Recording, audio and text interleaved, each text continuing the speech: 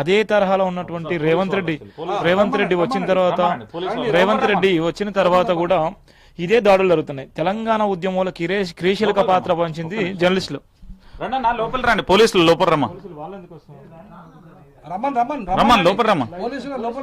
లోపల రమ్మని ఏందో వాళ్ళ బాధ ఏందో ఒకసారి వచ్చి మీడియాలో మాట్లాడమనండి. వాళ్ళని కూడా వాళ్ళ ప్రాబ్లం ఏంటంట బ్రదర్? ఏమైందట? రమ్మనండి ఏందట రమ్మన్ వాళ్ళ బాధ ఏంటంటే రమ్మనండి. ఎక్కడ రమ్మన్ లైవ్ తీసుకోండి, వాళ్ళ విజువల్స్ ఫోటోలు అవన్నీ తీసుకోండి. ఇటు రమ్మని వాళ్ళని స్టూడియోలో దీక్ష చేసుకున్నటువంటి పరిస్థితి కూడా లేకుండా పోలీసులు వచ్చి అడ్డుకునే ప్రయత్నం చేస్తున్నారు. ఎక్కడిచ్చిల్లో ఇది మీడియాకి ఎక్కడ ఈ స్వేచ్ఛ లేదా? ఎక్కడ ఉన్నాం మనం? ఏ ప్రజాస్వామ్యంలో చూడ ఎంత బాధాకరమో. ఒక్కొక్కరు ఒక్కొక్క రకంగా అంటున్నారు. ఇలా మాకు నిరసన దెబ్బలు తగిలితే నిరసన చేసేటువంటి పరిస్థితి కూడా లేకుండా పోలీసులు వచ్చి అడ్డుకునే ప్రయత్నం చేస్తున్నారు. లైవ్ కూడా నడుస్తుంది. అయితే కంటిన్యూగా అయితే లైవ్ అయితే చూస్తున్నారు, చాలా మంది అయితే చూస్తున్నారు. ఎంత బాధాకరం అంటే అంత బాధాకరం. ఈ స్వేచ్ఛ లేకపోతే ఇంకెక్కడ ఉంటారు? ఇక రాసే స్వేచ్ఛ లేదా? ఇక ఫోర్త్ ఎస్టేట్ దేనికి ఉన్నట్టు?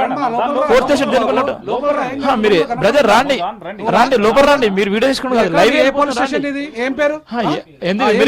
ఎందుకు వచ్చింది వినండి బ్రదర్.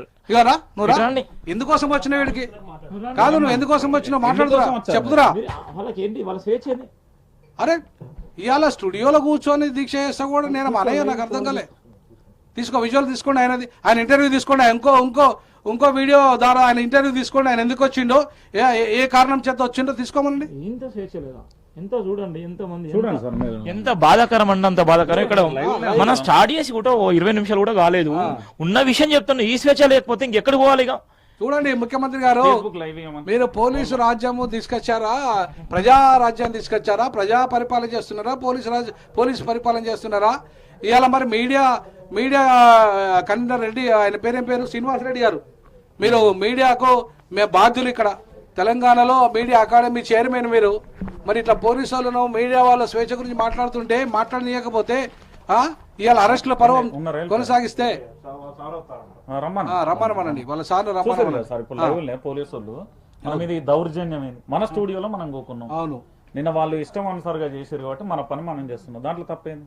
అది తప్పేముందండి, నాకు అర్థం కాలే. ఇవాళ ఇప్పుడు అట్లాంటి పరిస్థితి ఇవాళ ఉంటే అంటే మీడియాలో ఆయన ఇప్పుడు జడ్సన్ ఆయన రూమ్ లో ఆయన ఇంటికాడ ఆయన చేస్తున్నాడు దీక్ష, అంతే కదా.